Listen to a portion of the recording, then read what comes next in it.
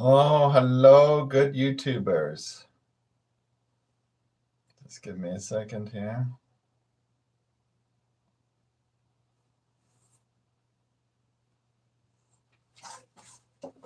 Oh, fuck, I forgot my sludge. I'll be right back.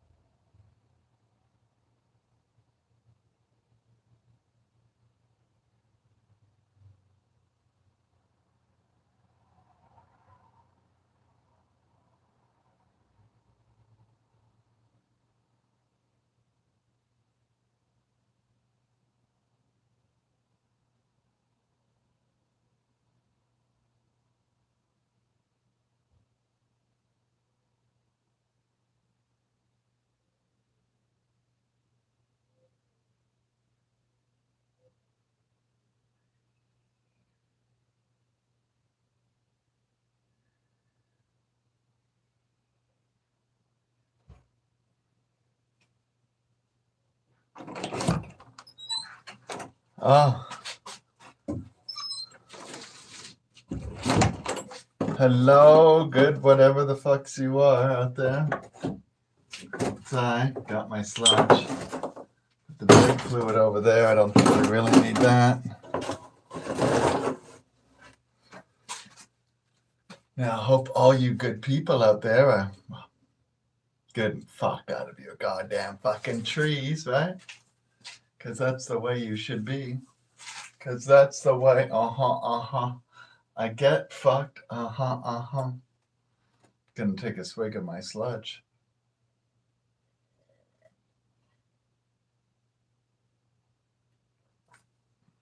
There's a lot of noise going on outside.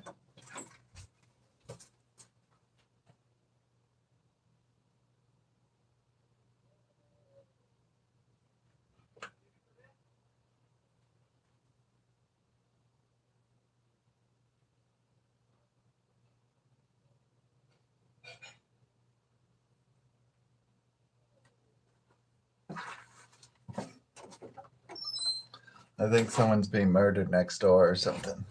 Anyways, none of my business.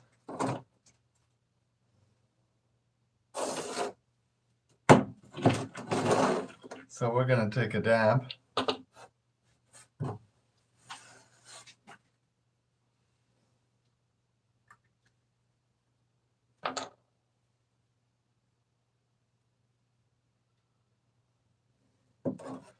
That way when the police ask me if I heard anything, I can say, no, I was in my shed dabbing. Didn't hear a thing. Fire in the hall.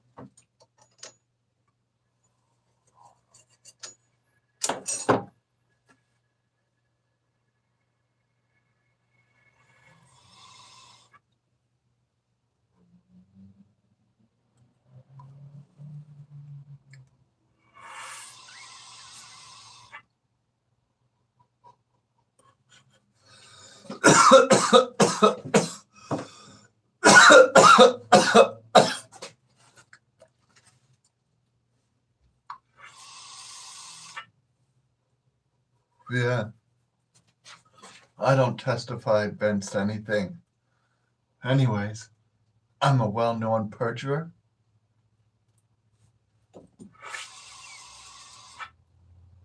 I remember one time the judge asked me, so why did you lie?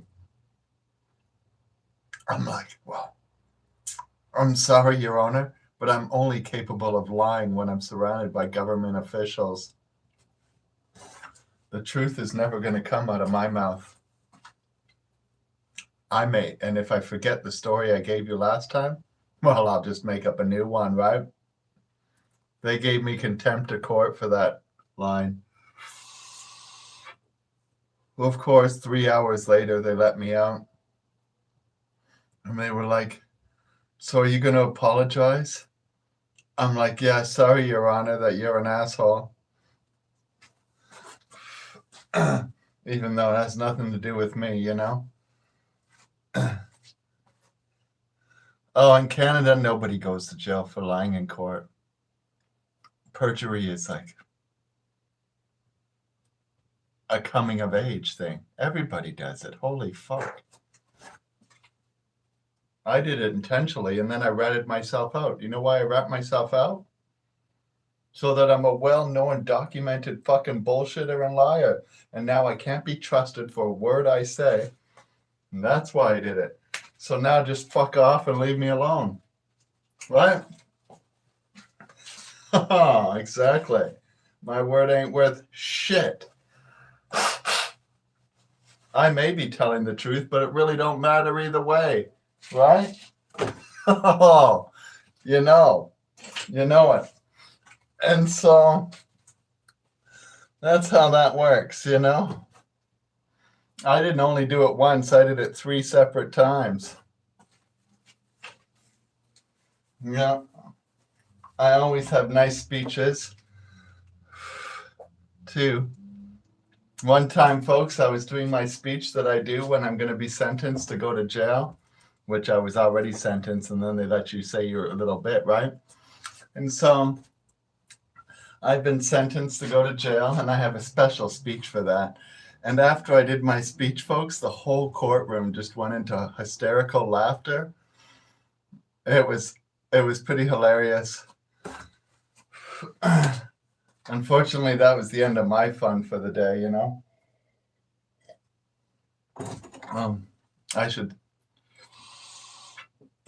This is how the speech goes, folks.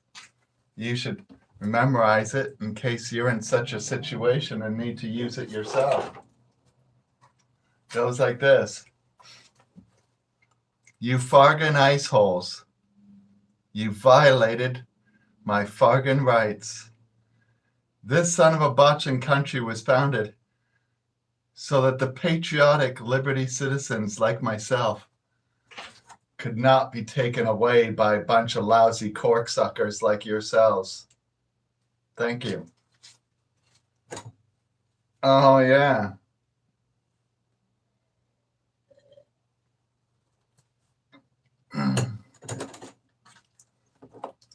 That's the one I use, folks. It works well. It expresses, you know, everything you need to say.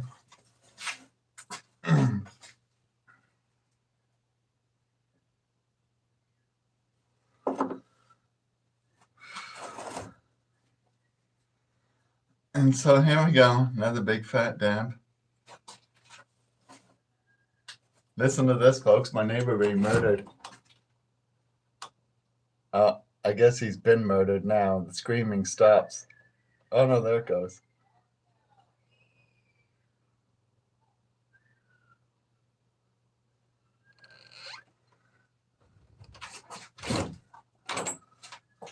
Yeah.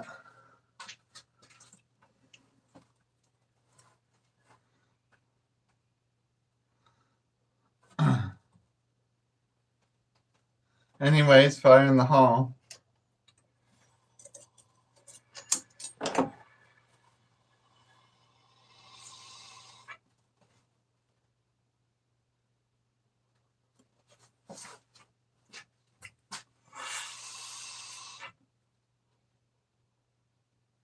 No, yeah, it's always good times in the courtroom, folks.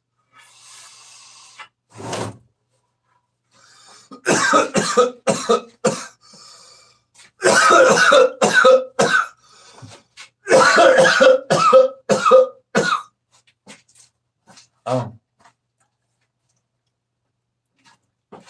Another time, folks, I'm in the courtroom. And I got a big... And fire alarms tend to go off when I'm in the courtroom, folks, you know. What can I say? Bullshit can only be retaliated by more bullshit, right? And so I'm in the courtroom. Judge calls my name. I stand up. I'm standing for about 45 seconds, and the judge goes, Mr. Payne, why is it every time you enter my courtroom, fire alarms go off? I find it very peculiar. And I'm like, I don't know, Your Honor. Something wrong with your fire alarm system, I guess. And then just as we said that, ding! Fire alarms went off again. I guess we're going to have to set this conversation to another date, you know? Oh, my endless delay tactics, you know?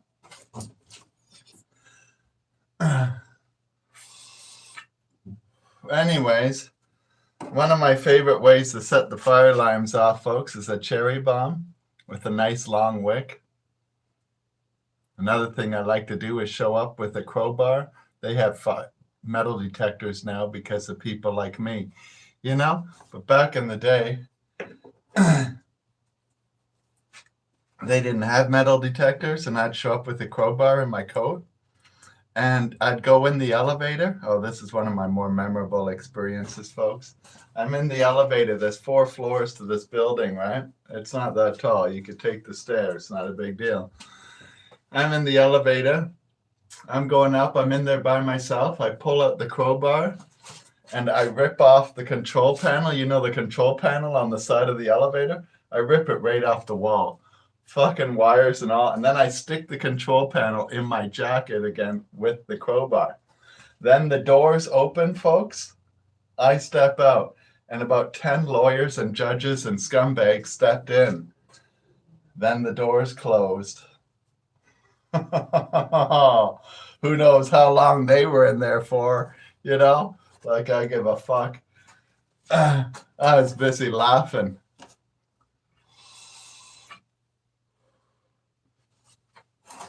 One time they were charging my friend Mark Emery for like selling a record, folks. Imagine. Censorship, you know, here in Canada, we don't have freedom of speech. We don't have freedom of much for that matter. Our Charter of Rights and Freedoms is so poorly written, folks. It's totally up to a judge what it fucking means.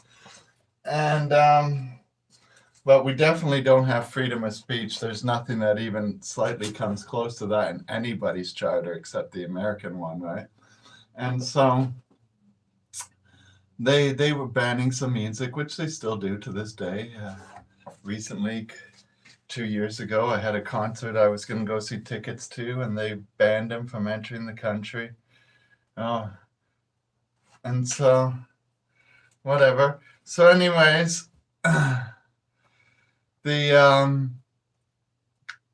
was for 2 Live Crew, so he's being arrested for selling these albums. Yeah, anybody can have a gun in Canada, pretty much. And as long as you don't have a criminal record, right? Or you're mentally handicapped. Yeah. Now, what the fuck was I talking about again?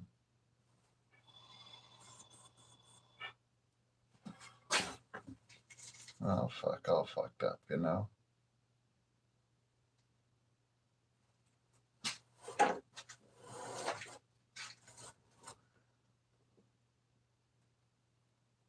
Oh, yeah, my friend's selling the record, the 2 Live Crew. And so we're in court, folks, and I paid a bunch of people, right, during the night. This courtroom's full of artwork, right? And on the outside, it says, used to say courthouse headquarters, right? We changed that to censorship headquarters, spray painted all the art around the whole building with censor this, censor that, censorship headquarters, all the censorship all over the building, eh? It was pretty hilarious. And then they're like, do you have anything to do with what's happened around the courthouse? I'm like, what are you talking about? Oh, yeah. I act like I don't even know what he's talking about, you know? He's like, all the words censor this and censor that all over the building. I'm like, oh, I haven't even seen it. No fucking clue. Don't you have cameras around here to keep track of shit like that? Oh, fuck.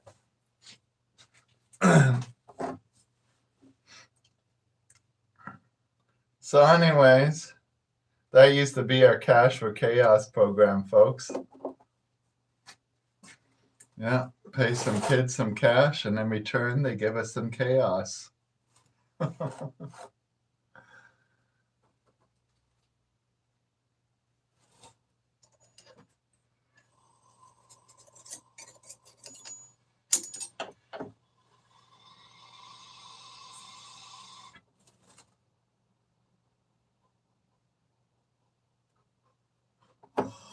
Oh. Oh.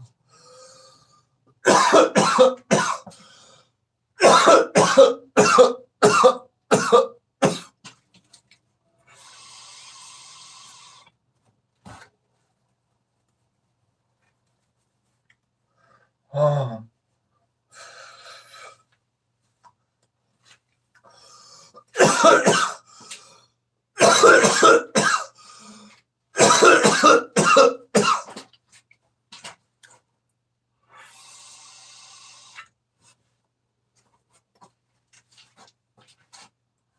Have I told you lately how I get fucked up?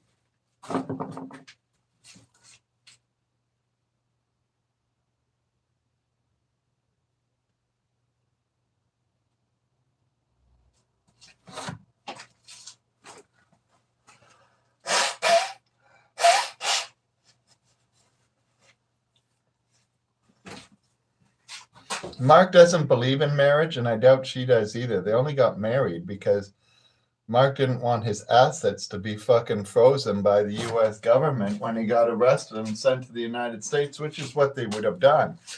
And so, like any smart man does, he fucking put his assets in somebody else's name. And that's that. That's all that's about. Just like my weddings. Holy fuck. It's just a joke, right? We just did it for a gag. Has no real meaning, you know? It's just a bunch of fucking religious, superstitious bullshit.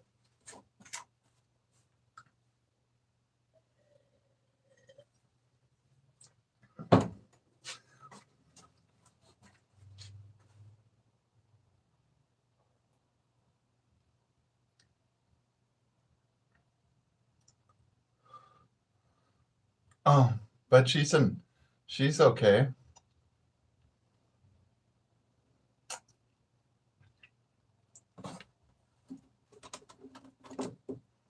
Mark's the one who chased after her, I'm sure. Mark is a major womanizer, right? So Mark has hit on every woman, well, that I've ever introduced him to in my life.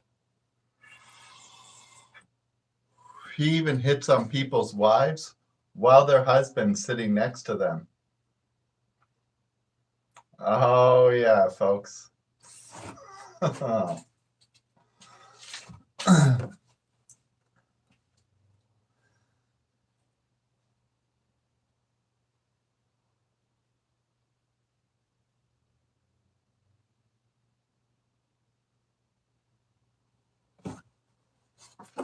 So that's how it is.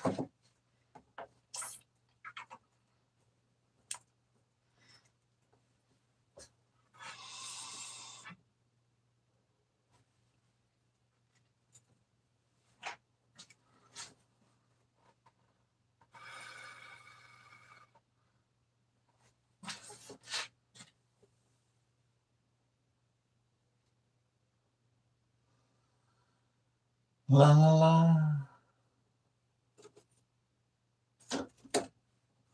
I don't see any of those people anymore. Marijuana is legal, so I have no reason to interact with them, right? Oh, yeah. No more events, no more festivals. None of that. Like, who gives a fuck? We don't even celebrate 420 anymore because, well, before it was an event to go smoke weed in the park, right? But now I could legally go smoke weed in the park any fucking time I want. Who the fuck cares? Right? You're in the park smoking weed. You have a hard time calling that a protest nowadays. They'll just go in there and arrest you. Right?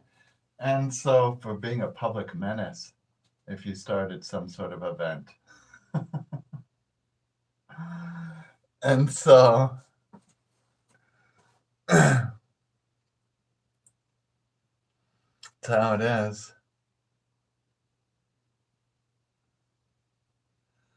And most of the festivals now would be against the law because the corporate scum who runs the industry could all lose their licenses if they promote their product in any kind of advertising, like outside banners, flyers, shit like that, the kind of stuff you see at a festival. And so I'm not sure how these people could have a festival without ever mentioning who they are or what they are, or why they would even bother, even if they could, right? What's in it for them? And so that's how that is.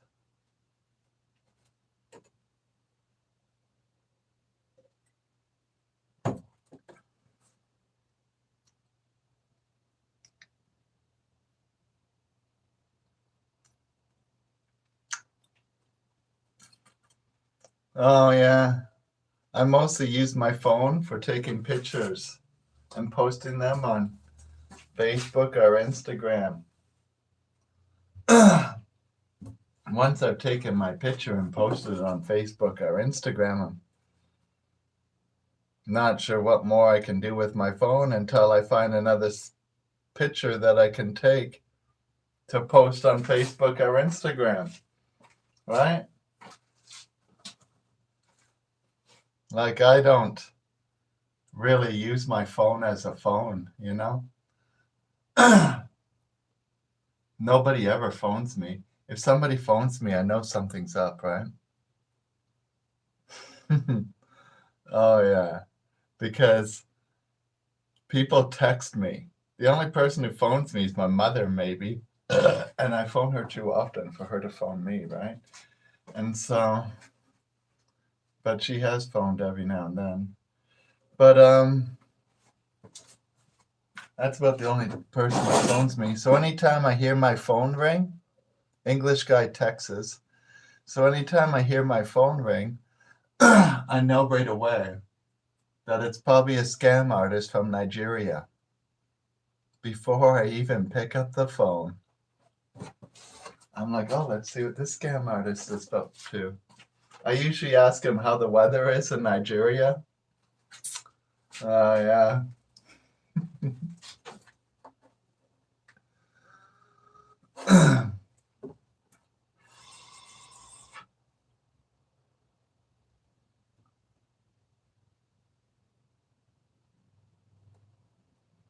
No. Here in Canada, they like to say they're from the government, even though I'm not sure how the government would know my cell phone number.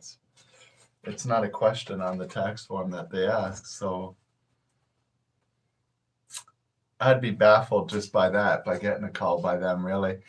So anyways, they claim they're from the government, right? Even though the government doesn't have my phone number. And that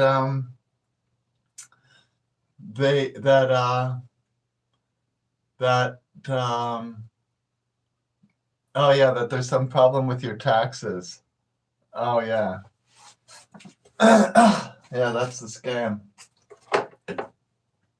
And then they use some American terminology that really makes them sound more stupid than most, right? Because they say the sheriff is going to come to arrest me. And in Canada, folks, sheriffs don't arrest anybody, right? I don't even know what they do in America. But here in Canada, a sheriff moves prisoners, folks, from one cell to another. And that's all a sheriff does. Or maybe a prisoner from jail to the courthouse and then back to jail. A sheriff only moves people who have already been sentenced. He doesn't go around arresting people. That's not his job, right? So these people are really stupid, and it's pretty hilarious, their little recording they have. And and so so I always like to talk to them. Sometimes they just hang up though right away.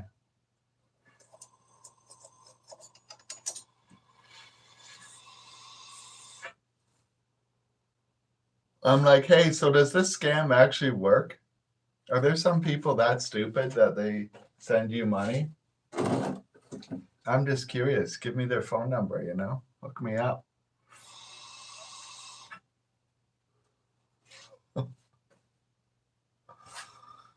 I got a dog that needs to see the vet. It's fucking gonna cost big bucks. At least I can tell this person a true stab story.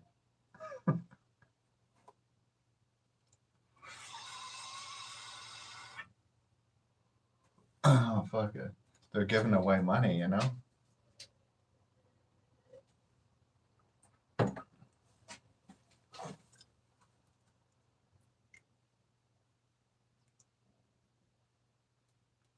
Oh, the boat cruise, yeah. Oh, fuck, those are good too.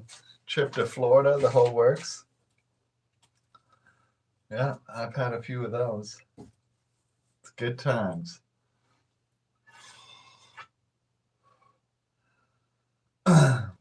They had these timeshare programs, folks, where you could, back in the day, it's actually a real thing. You could go and stay at a hotel for free to Florida, and they'd fly you to Florida from Ontario, stay there for a week. They pay for your food and everything while you're there, just to try and sell you some shitty condos, right? I would never buy a condo, folks. It's, in my opinion, a poor life choice, right? And so if you're going to purchase property in a building, you should purchase something that you have full responsibility for. Otherwise, there's a good chance you could get ripped off somewhere along the line. And those condos, they're just a scam waiting to happen, and almost every time does happen. And so, not interested, but I'll take your free trip to Florida. I used to take them all the time. And stay there for a week, and I'd go look at the condos and be very not interested. And then I'd be down on the beach.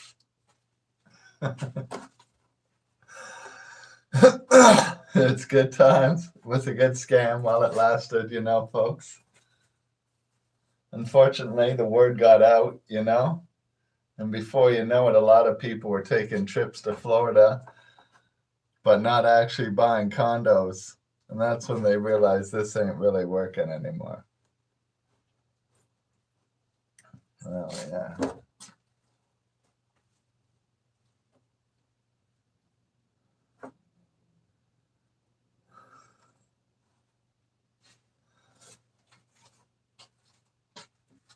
I'm like, oh, yeah. The one selling point of a condo in Florida, folks, is most of these were near the ocean. So when the hurricane comes, if you're up on the 10th floor, at least you're not going to get swept away, right? My friend, he lived during Hurricane Andrew because he was right on the water, right, folks? I told him, come over to our place. You're going to die. No, man, I'm on the 15th floor. Fuck. Anyways, this guy had a boat sticking out the 4th floor of his building. No lie, out the window, a boat was sticking out. The hurricane just threw it in there, I guess. Anyways, he called me halfway through the hurricane because that's the kind of thing he does before phone lines go down. And he's like, the bottom 3 floors are full of water. The buildings are completely submerged, the bottom 3 floors. Eh? I'm like, oh yeah, that's going to be a nice smell when that drains. You know? That's the end of fucking that place. Oh, fuck. Yeah, you may be dry now, but holy man.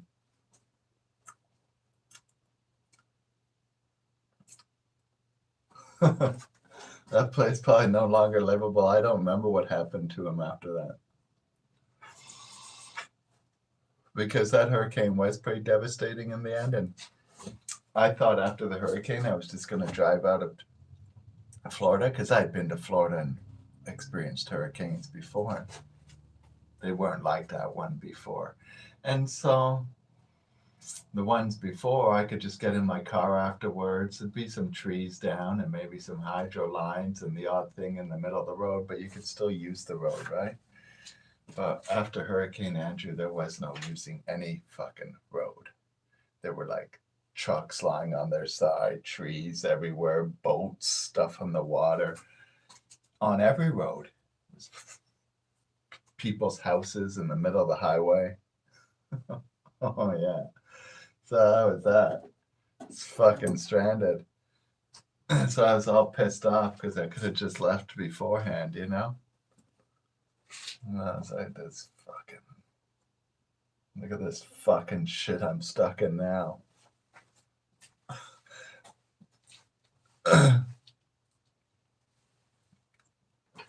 And so we're gonna do another big fat dab.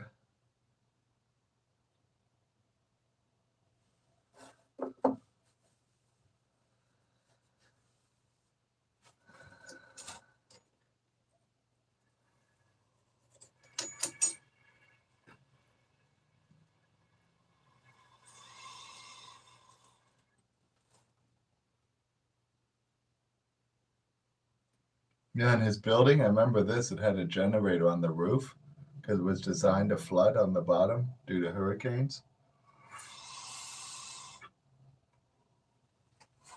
And so when public power went out and the building went zzz, zzz, it had a generator on the roof that could not give power to certain floors and give power to other floors.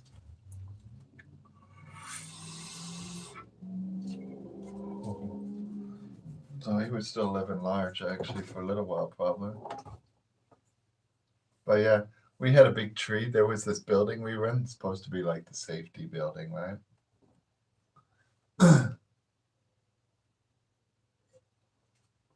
It was so safe, folks, that the roof blew right off, right?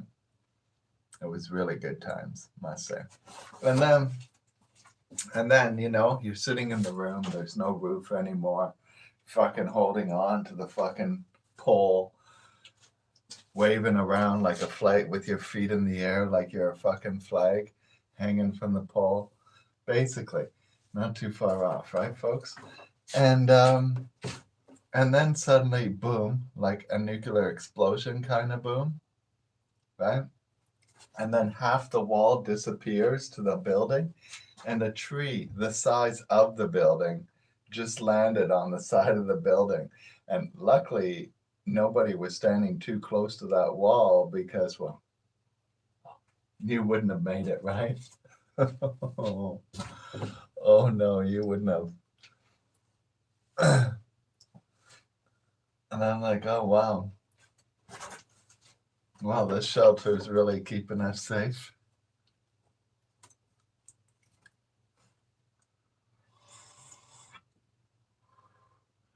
And then the eye of the storm happened, and that's everything calms. And then I left that shelter and I went to another place. I was like, I heard another place, so I went to it. And there was a big stadium. And so I went over to the stadium and I was like, oh, dude, my shelter got fucking fucked. Can I stay here? And they're like, holy fuck, you're a brave one to travel over here. Because was like a 20-minute travel, and you know, you only get so much time, and then you're walking outside while the storm's going on. And so, yeah, we got over to the other spot. It was all good. The stadium was fine. It was holding out. The school that we were in the first time around, not so well. I'm not sure what those people did because I didn't see any of them at the stadium so much, but 3 people came with me because I was like, hey, I'm going to the fucking stadium. Look at this. This place only has 3 walls and no roof. Fuck, I could be in my car. That'd be more comfortable, you know? And so, so I had to move on, you know? Yeah, that's how it is.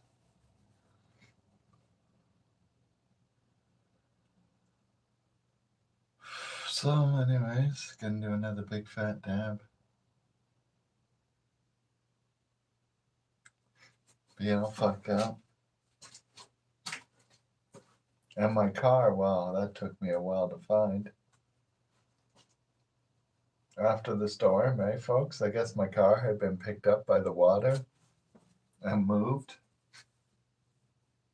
And so I'm like, somebody stole my fucking car, right? Who gives a fuck anyways? Just a Ford Taurus. And so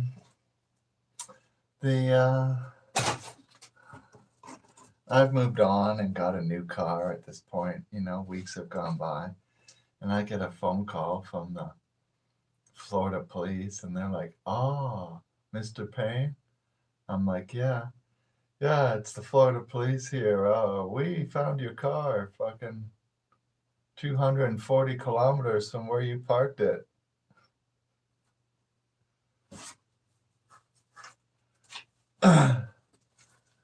I'm like, "Oh, good times."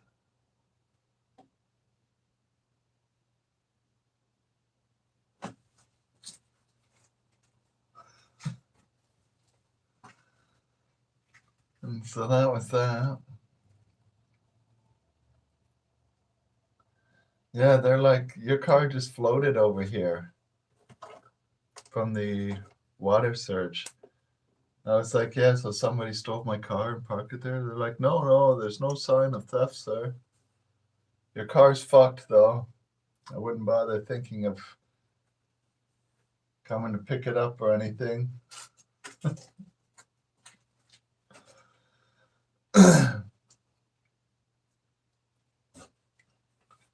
And then I'm like, "Well, I'm going to head on over there." So I headed on over there, and he's like, "Yeah, here's your car, sir." And he shows me the car, and well,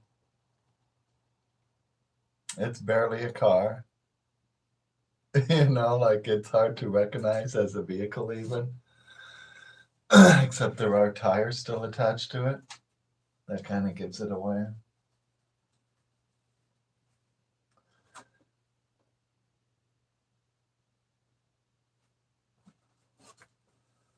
But yeah, it basically floated during the water surge.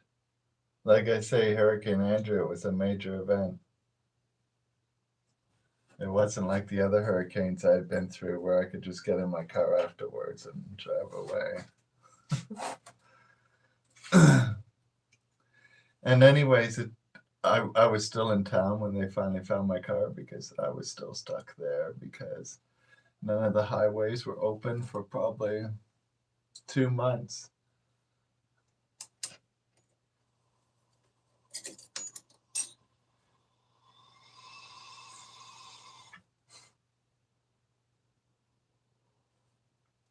And they had this big soup kitchen outside the stadium, and I'd go in there and help cook.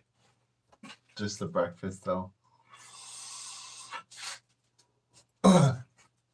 I'd go there for all 3 meals to eat, but I was there at breakfast helping cooking. I was on the barbecue with the sausages. They weren't my sausages, though. I don't know who the fuck was paying for all this shit. But I was just a volunteer, right? And some lady who also was a volunteer let me become a volunteer, and she also had no clue who's paying for all this shit. It just magically appears like fucking fairy dust. Oh, yeah. Yeah, well, water surges can do that. People's houses were moved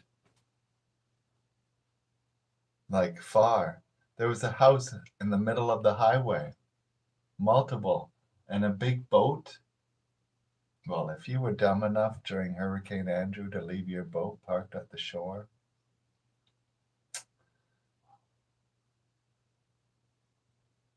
your boat could be, 200-300 kilometers inland easily.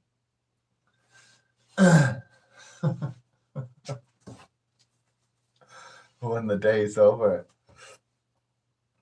Oh, fuck, it was good times. Total disaster. Luckily, I didn't live there, so I'm not like, oh my God. I was just like a tourist kind of thing. Well, a frequent tourist. And so for me, it was just like, I just want to get the fuck out of here.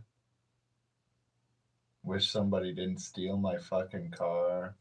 Not that I could get anywhere even if I had it. But I would have certainly made an attempt, right? The roads weren't necessarily closed, they were just unpassable. Yeah. Like if you could figure out a way around all that shit, well, nobody was stopping you.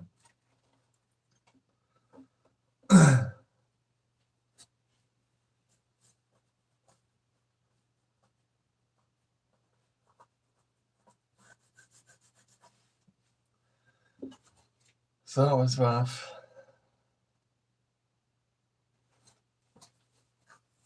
A lot of people came from Texas and northern Florida to help. I think it was somebody from Texas who was paying for our soup kitchen.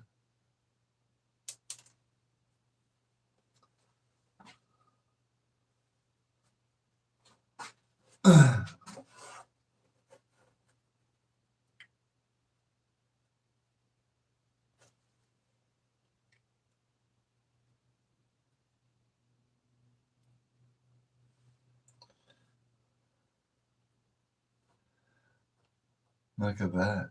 Drugs. I've got drugs. I've got drugs. Oh, they're drugs. Yes, they're drugs. And they're smoking all them drugs. Fire in the hall.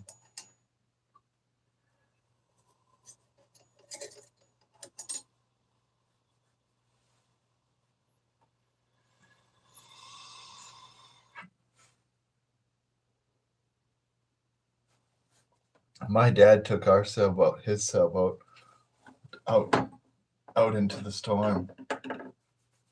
My dad was a hardcore, right? He ain't losing his boat due to some stupid storm. He was like, Steve, we gotta take the boat out. You coming with me? I'm like, I'll take a big pass on that. He's like, well, it'd be a lot easier if there was somebody helping. I'm like, I'm sure it would be. And, but it ain't gonna be me, right? So anyways, he went out there. It's all good. He's a pro, right? I wouldn't have been any help. Do you know what I would have been? The guy who tied himself to the side of the mast and prayed that this thing ended as soon as possible. Oh yeah, that's what me would have been. Oh.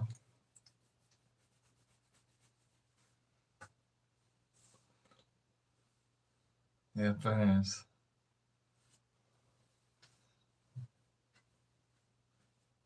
But my dad came back like a week later. He's like, oh man,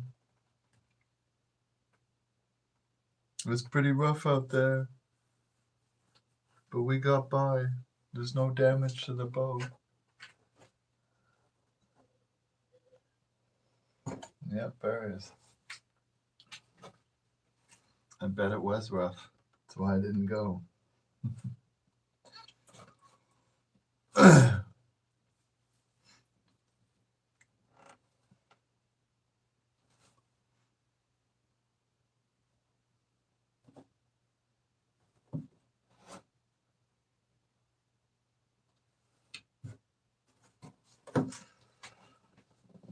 Sola la Michi Gohan. It means it's time to do a dab.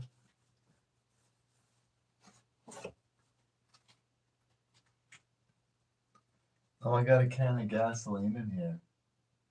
Oh yeah, I can smell it. Don't want to light the torch in here, you know?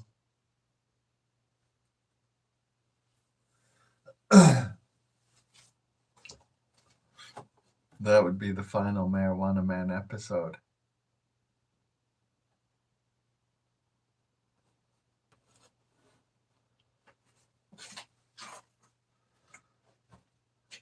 Yeah.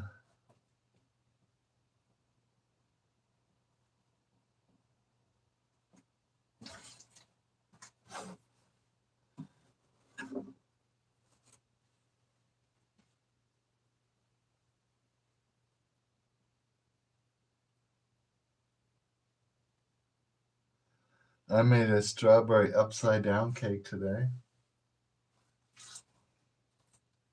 It's pretty fucking delicious, I must say.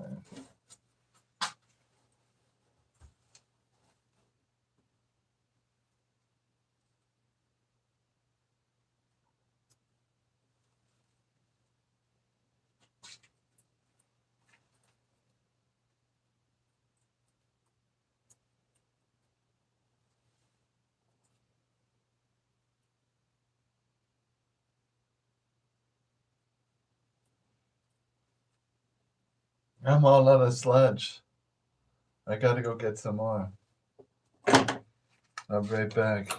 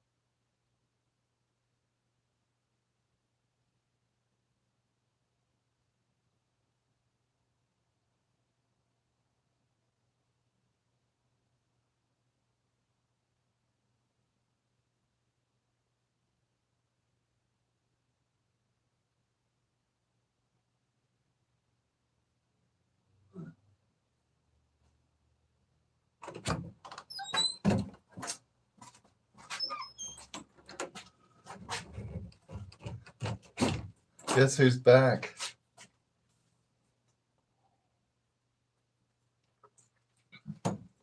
Oh, it's Pat. You remember that show, It's Pat? Oh.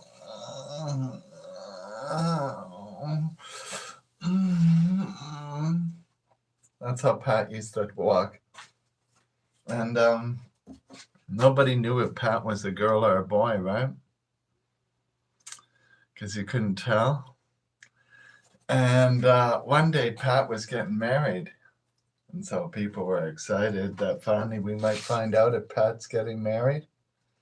But Pat got married to somebody who had a weird name like Pat. I forget which name, what it was called. And you also could not tell if it was a boy or a girl. Oh, yeah. It was pretty hilarious shit. And then I had a book. My friend bought me this book, folks. It's Pat. And it was just a book about the show and all the hilarious shit on it, right? And I put the book on my counter, and then we smoked some weed on the counter and had fun and hung out. And then we went to go look at the book, but the book was gone. But we were the only people there, and yet somehow the book is gone. And that book has never resurfaced to this day, folks. Oh, yeah.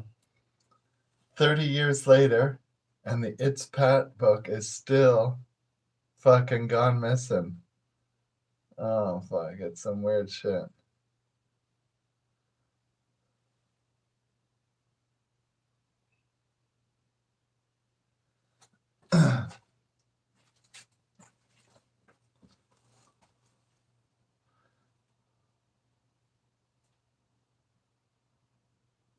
Oh, yeah, I had a Jewish accountant, a black bodyguard, and an Asian chef. It's the way to be, right?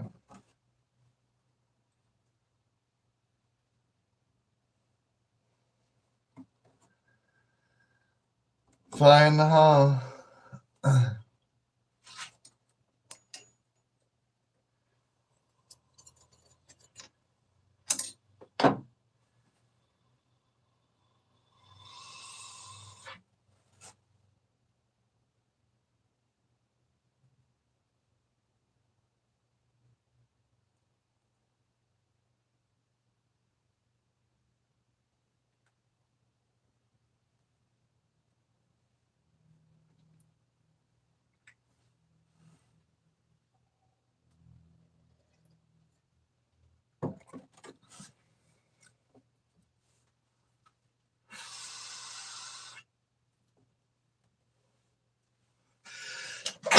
Oh!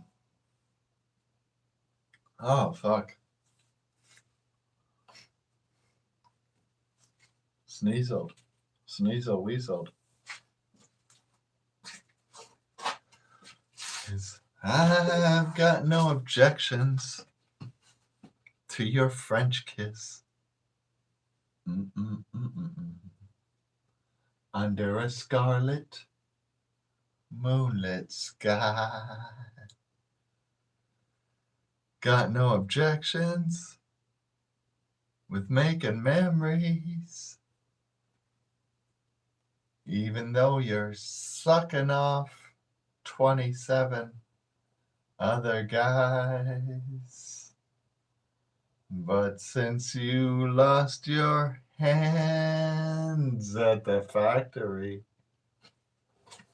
why, you just don't get me off no more. It seems the honeymoon is over.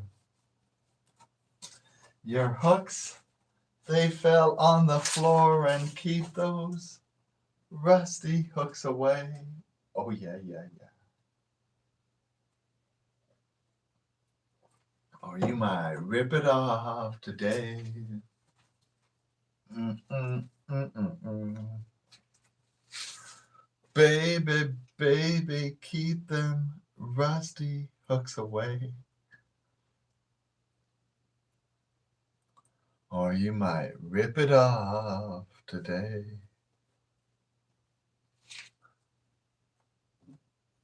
Mm-mm-mm-mm-mm. You know, I fell in love with a lovely Jewish girl.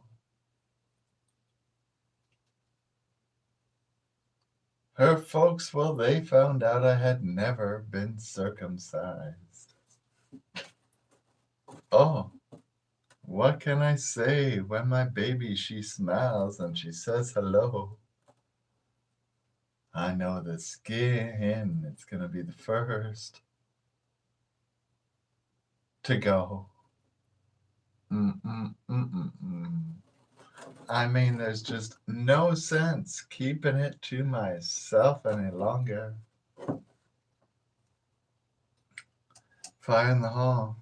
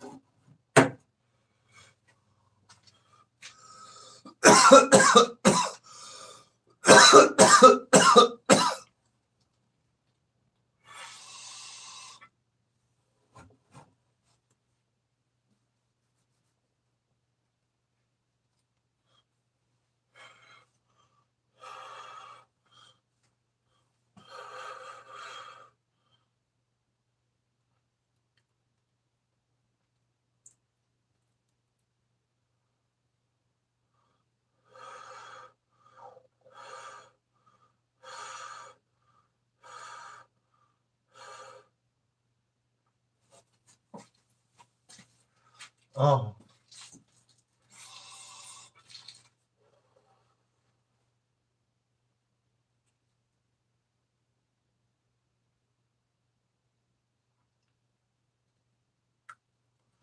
so folks, I'm going to run. It's been a blast. Until next time.